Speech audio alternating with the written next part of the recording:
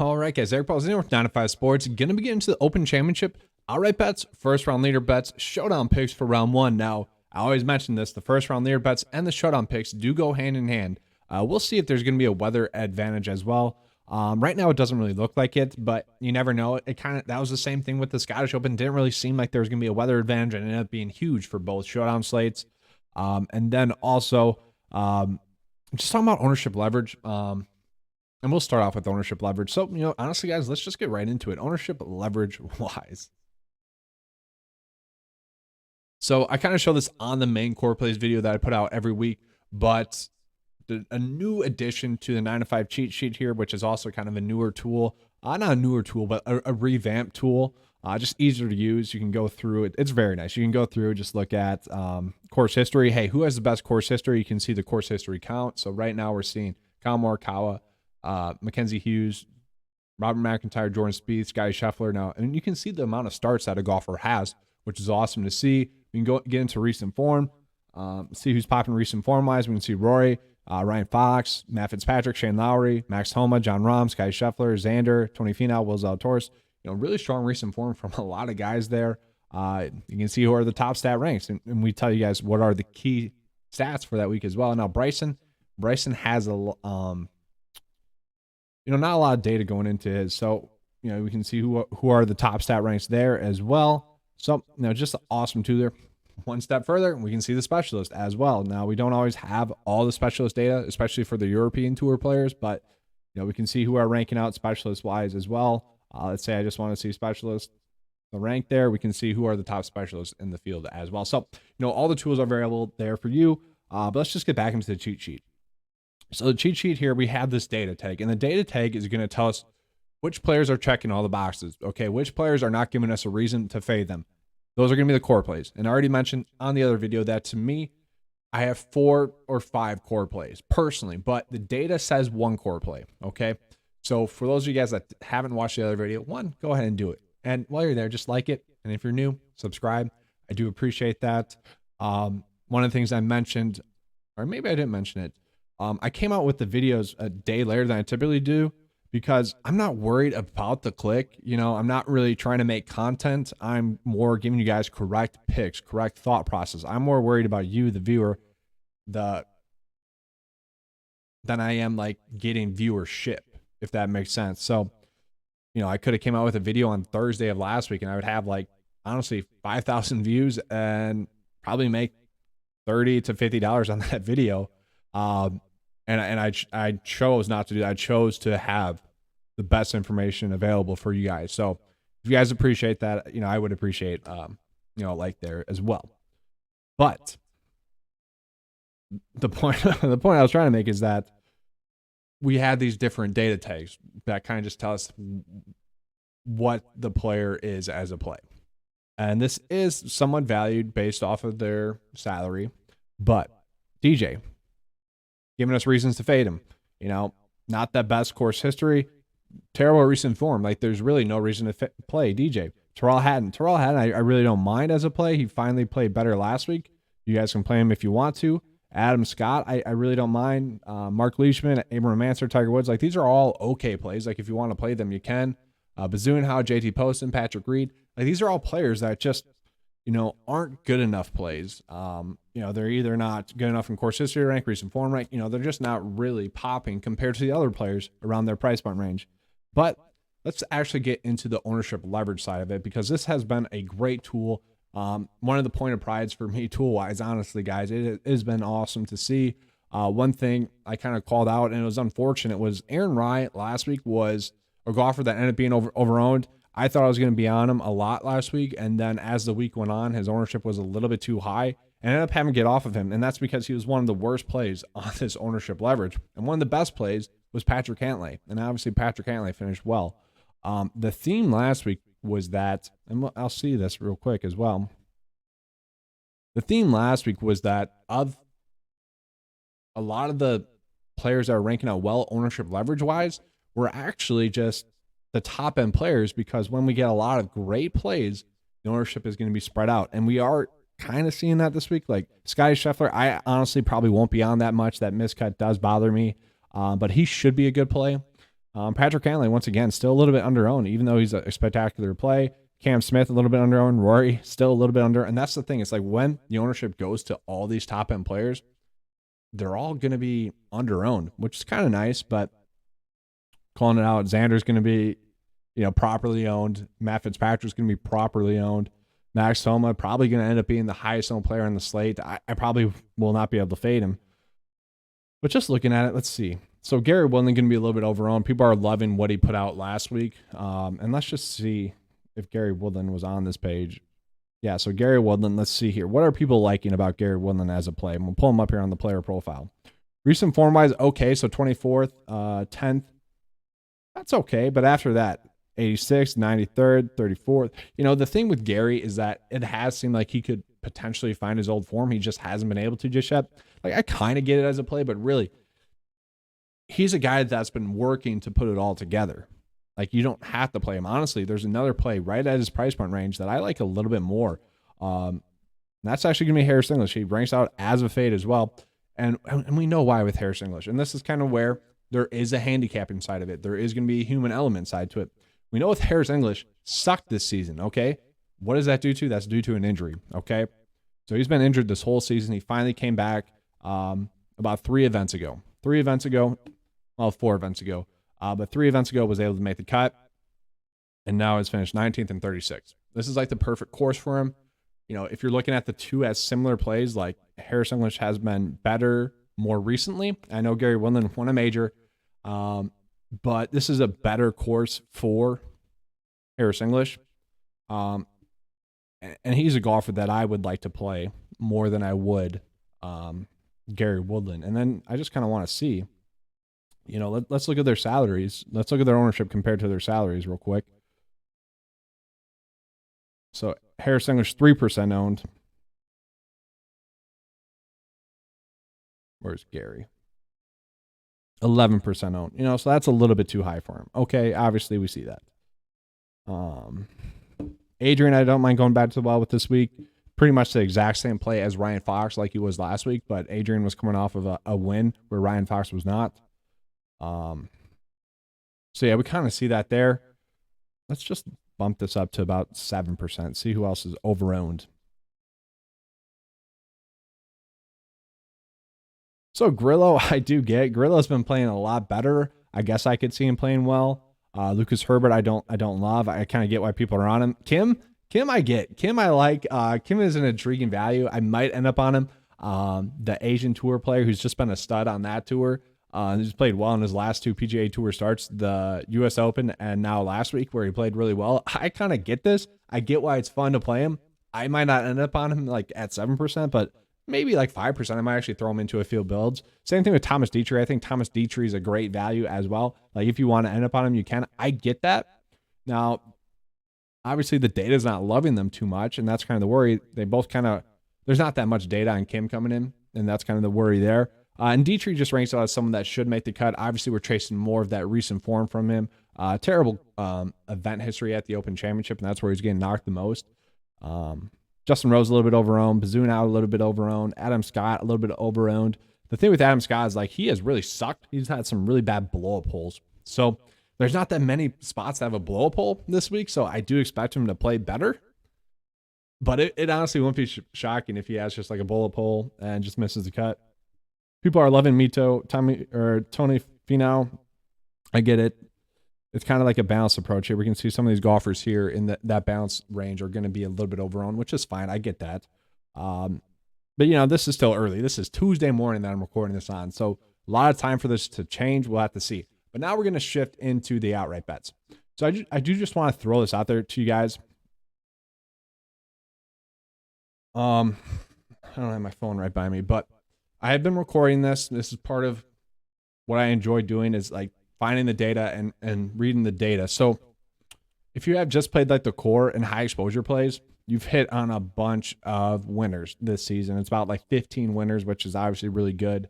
If you just played the top 5% players in the 9-to-5 model, normally that's about 8 players, you would have hit on 46% of the winners this season, okay? You just played the top 12 in the 9-to-5 model, you've hit on over 60% of the outright winners. The core plays have been really solid as well. The outright winners are about at 33% right now after hitting Xander and, having a pretty good stretch here.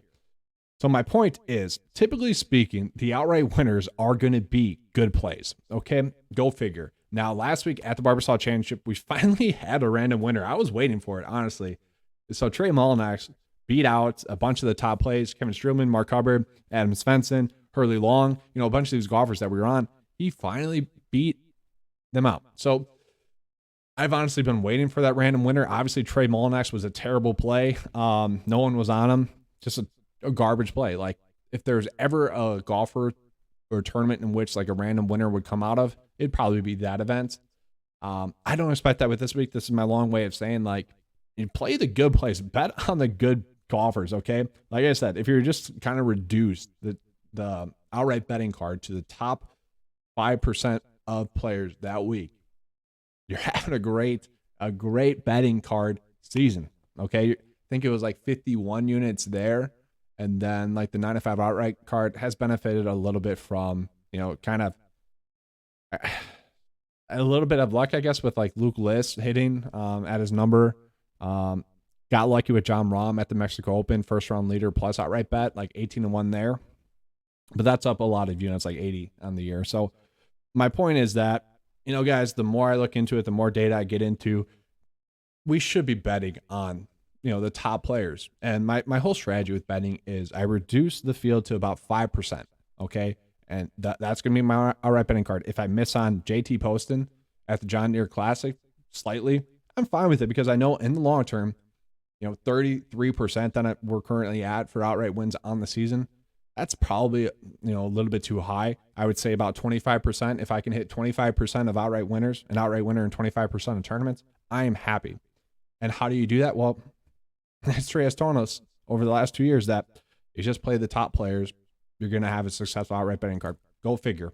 Okay, it's not going to be every week. It's going to be about 25% of the weeks, 33% of the weeks.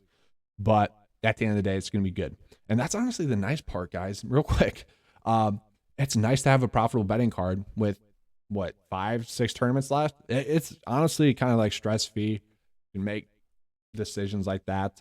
But really comes down to, for this week, outright betting wise, like, are there any like long shot values that you think can win? Because they could. Like, this is a tournament we saw Zach Johnson win. Zach Johnson was not an elite player. This is going to come down to not playing dumb golf. It's going to be strategic golf, thinking your shots through, and putting well. That's really it. You got to score on the par fives too. Can't be making dumb mistakes, and then just putt well. Okay, that's really what it comes down to. I'm a little bit shocked that Patrick Cantlay is still ranking out really well win rank wise, but we know why. He won some, I guess, easier tournaments to win with them being no cut events over the past calendar year, over his past 20 starts. So, his win percent's up there. He's a great play this week as well. So that's not too shocking for him to rank out that well. Same thing with Rory and Scotty. Like, these golfers have won a bunch this season already. Same thing with JT. That makes sense. Part of what goes into win rank is what I'm calling the Sam Burns rule. It's when they make the cut, what kind of upside are they giving us? And so that's why someone like Matt Fitzpatrick or Sam Burns is ranking out really well there. Personally, I don't want to bet Sam Burns. You can if you want to. Like, if we were just looking at this, what I'm looking at is probably Patrick Cantlay.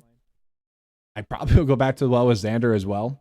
Probably looking at Matt Fitzpatrick as well. So like those three, I'm very comfortable with betting. Very comfortable with betting. If you wanted to shoot for a long shot bet, Ryan Fox, I do think could bounce back. Personally, I love Max Homa this week, guys. Max Homa finished 40th at this event last year, and I'll show him here as a high exposure play.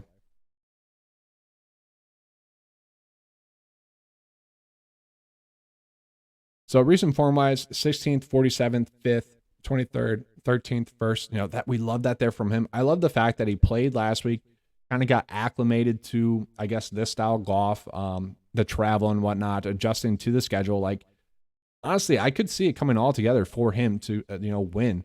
Let me pull up the course history as well. So click off of recent form here. Get into course history. The course history-wise, one start, a 40th place finish last year. I like that. That's pretty good there from him. And if we look at it staff it wise, he's ranking out really well. So we'll pull up the key stats here. effective scoring is a stat I always like to look at. 46 in the field. That's not terrible, but not great. Key stat wise, we'll pull this up. So the key stats for this week, we're looking at par 5 scoring, strokes gained total, strokes gained tee to green, effective birdie to bogey ratio, and strokes gained putting. So really just strong across the board there. This is how it ranks out in the field. So really strong across the board over the last 10 weeks in those stats. Overall ranks out as the second best staff in the field. Really just a golfer that I see as someone that we should be going out of our way to play. Yeah, just, I like his number. 50 to 1 is a great number. He's a golfer that, you look at someone like Collin Morikawa winning last year. Max Homa's pretty much that same play. Like, it wouldn't be shocking to see him win. It just wouldn't. He's a proven winner already. Like, I just like him as a pick. Then going lower, like, if you want to bet on some long shot bets, like, honestly, I really do love Jordan Smith. Jordan Smith ranks out 11th best, and this is coming from DP Tour starts. He's been a stud on the DP Tour, only missed like one cut there. Played well last week.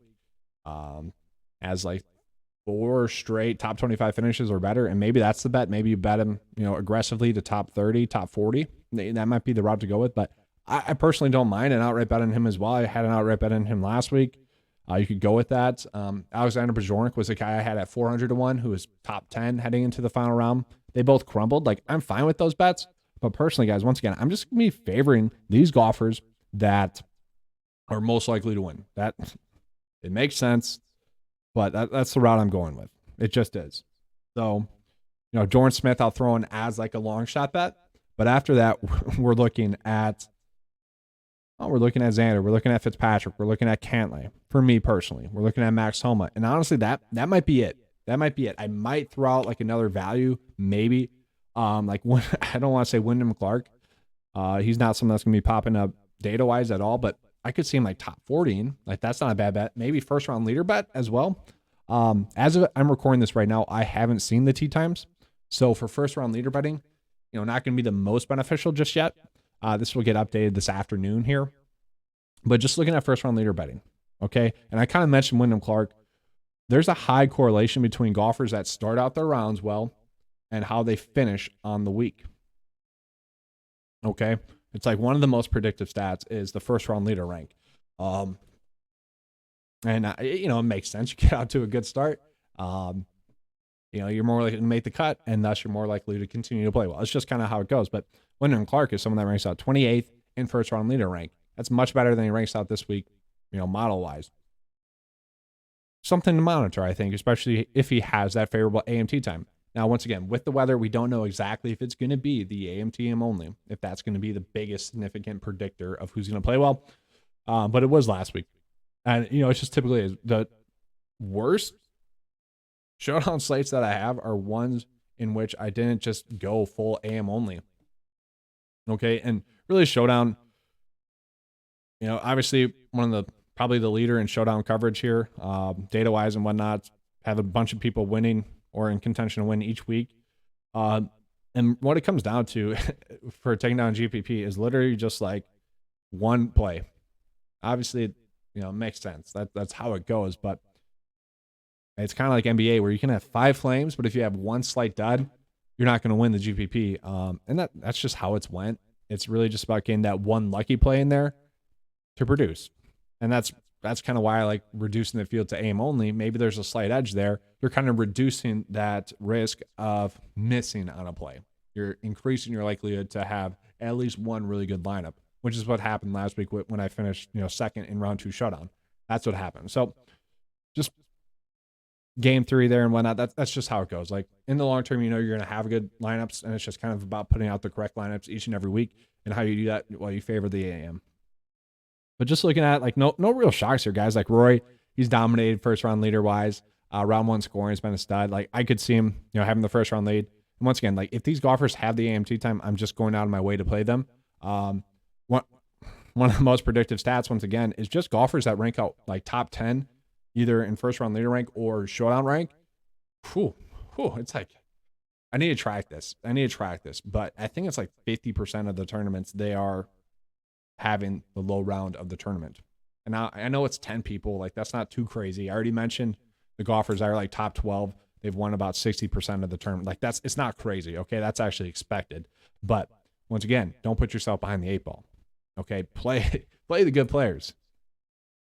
So yeah, just looking at Rory, Scotty, Cantlay, Cam Smith, like no big shocks here. Neiman is where you could get kind of crazy with. Neiman has been a really strong round 1 scorer, decent play this week, but this is where you could gain edge on him. Same thing with Seamus Power.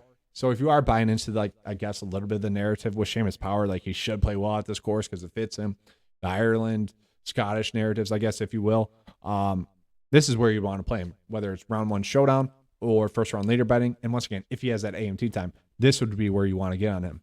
Mito has been very disappointing lately, but he's been really strong in round 1 scoring. Honestly, I've lost so much money betting on Mito, first round leader wise, and he just keeps finishing like 2nd, 3rd, 4th, 6th. It's frustrating because every time it seems like, all right, this is the time he's going to have that first round leader, and it just hasn't happened. But he has benefited me round 1 leader or round 1 showdown wise a bunch. So maybe that's a route that you go with. And just going lower, like we can see some names popping up, like Russell Henley's fine. Cameron Young kind of tailing off lately, but I think he'd be fine. No real crazy like name value here. It kind of seems like we're going to have to go fair and balanced approach here with the round 1 leaders and showdown, but maybe that's just the approach that you go with. Just real quick, who's most likely to have a top 10 finish? Not Victor Perez. I don't believe that. That's just coming off of the day that we have on him in there. Hovland, I don't like as a play as well. Once again, this is just all going based off of data. But we get into Rory, John Rahm, I like. Justin Thomas, I like. Scotty Scheffler, I like. Not going to go with DJ. This is just kind of for you guys to use at your will, how you see fit.